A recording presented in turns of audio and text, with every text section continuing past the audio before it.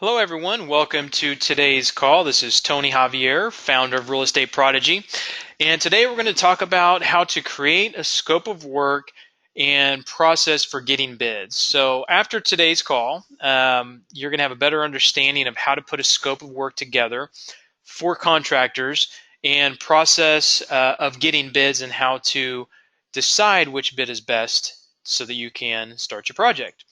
So let's get right into it. So today, what you're going to learn, we're going to do an overview of the scope of work, what you need to do to give the contractors clarity to give the best bids, what materials that you should buy and what materials you should let your contractors buy, how to get bids and how to compare them, and we're going to tell you and show you why the cheapest bid is not always the best. And then, of course, if you implement this, you're going to be able to save tons of money if you get this right, which is obviously exciting and why you're in business is to make money, right? So scope of work overview. Always get a detailed scope of work and specify as well as you can what materials to be used. So if you're dealing with a sheetrocker, let them know what texture to put on the walls and what kind of sheetrock to use.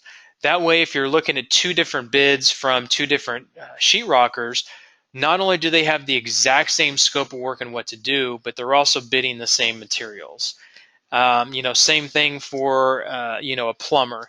If both plumbers know what bathtub to put in that you're going to supply, then it's going to be much easier for them to bid. Because if one thinks that you're putting in a different bathtub and it's a lot more work, and the other one is bidding a cheaper bathtub, then if you go back to the one that bid the cheaper bathtub that gave you the cheaper bid, his bid actually may be more expensive when he knows what bathtub you're really putting in. So it's things like that that if you communicate more clearly up front, you're going to be able to get better pricing, you're going to be able to get better bids, and you're going to be able to compare them once you start getting bids coming in. Specify who is going to provide the materials. Things for sheetrock, framing. In fact, I'll get into it here in a little bit, but there's things that we provide materials on that save us money and that are easier to track. And the things that are not easy to track and the things that are, that are going to save or they're going to be able to be bought cheaper by the contractor, we let them provide. Include as much as you can up front for better pricing. There's many times where I've gone back and said, oh, we should have, had you bid the sheetrocking of this or the patching of the walls for that for our sheetrocker. Now when we go through a property with sheetrock, any possible thing that the sheetrocker can do up front, we have them bid up front rather than going later and going, oh, we thought our handyman was going to patch this and we'd save some money. So now we need you to go back and redo it, rebid it. If you get it put in with a bid up front, it's going to be a lot cheaper than going back and saying, you know what, I forgot to have that hole patched. I need you to bid that. Because what that's going to do is going to take him away from the current job that he's doing for you. And if they've already done mud and tape on the whole house and let it dry and sanded it down and they have to go and do this one spot, the time it takes for them to do it afterwards is going to be a lot more, so therefore it's going to cost you a lot more. So anything else that you can think of that you want to add to the list, if it's questionable and it's a small item, just add it to the list, because the small items that you add are not going to make that much different in pricing. But if you try and get those items added afterwards and you say, you know what, I want to add this change order to the job, it's going to cost you a lot more, and it's also going to take a lot more time if you add it later. And like I just said, give every contractor the exact same scope of work so they can, they can price it accordingly to how you want it, and you can compare apples to apples. So when you have two contractors' bids, you can, compare them better and a lot faster. So one thing that I do with my scope of work is, first of all, I always tell my contractors if they're going to bid multiple parts of the job to separate every part of the job. So if they're bidding framing, bid all of the framing in one bid. If they're bidding electrical, bid all of the electrical in one bid. If they're bidding plumbing, bid all of the plumbing in one bid. The reason I do that is if you have a contractor bid, 2 or 3 things, and then you have another contractor bid, 2 or 3 things, but they're different things, you can't compare. If you have framing in 2 other jobs with one person and 2 other jobs with the other, and they're not the same, it's hard to tell who's cheaper in framing.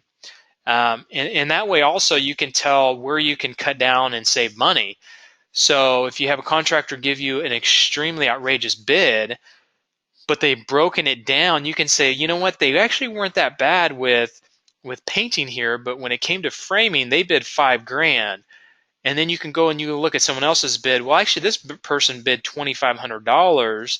So what I'll do is I'll have this person that bid $2,500 do the framing, and then go back and just use the other contractor for painting and whatever else he's given good prices for.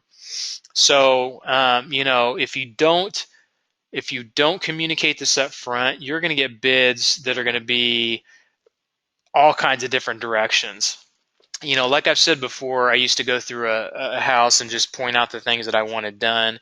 And the contractor would bid what kind of materials he wanted. He'd bid the way he wanted to do it. Sometimes he would bid labor. Sometimes he'd bid labor and materials. So now we are very, very specific on what kind of work they need to do, what kind of materials they need to supply, and what they need to bid. So that way you don't have to go back and chase them after the fact and get them to redo their bids once you realize that 2 contractors bid it completely separate from how you wanted them to bid.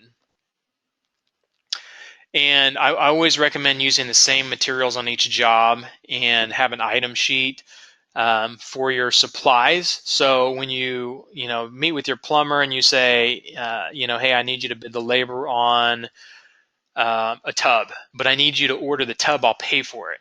So you can the plumber knows what to bid as far as installation labor. And then he can, if you need him to order the, call Lowe's or whoever to order the tub, they know what the item number is and they know who to call. And that makes it a lot easier for them to be able to order it rather than calling you and trying to figure it out, separately. So those are things that save you a lot of time and money in the long run.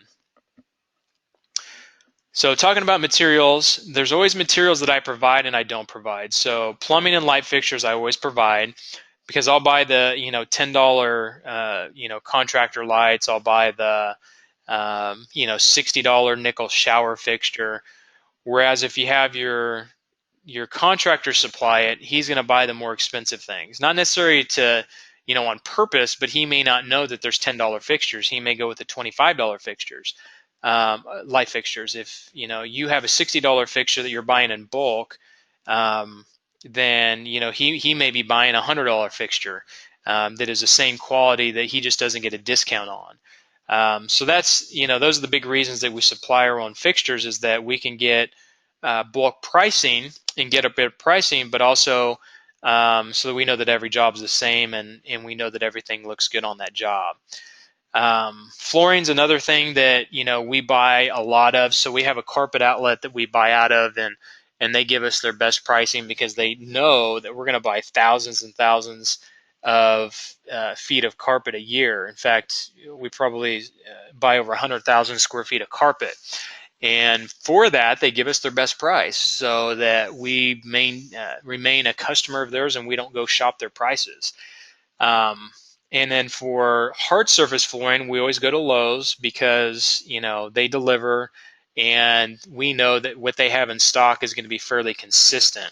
And we can get bulk pricing from them. So, like I've said before, if you can order most of your materials from one supply house and have them deliver and have one place to get all your materials, then that's the best way to do it. The things that we get outside of, Lowe's are our carpet. Lowe's has decent carpet, but it's not as inexpensive and not as good a quality as a carpet supplier that we use. Shingles, we let our roofer get those. Sometimes we pay for those, for the contractor if they don't have the money. But usually a big supply warehouse gets better pricing.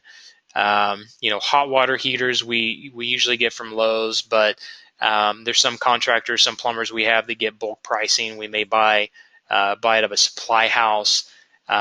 So those are some ways to save money on materials by going with some of those supply houses.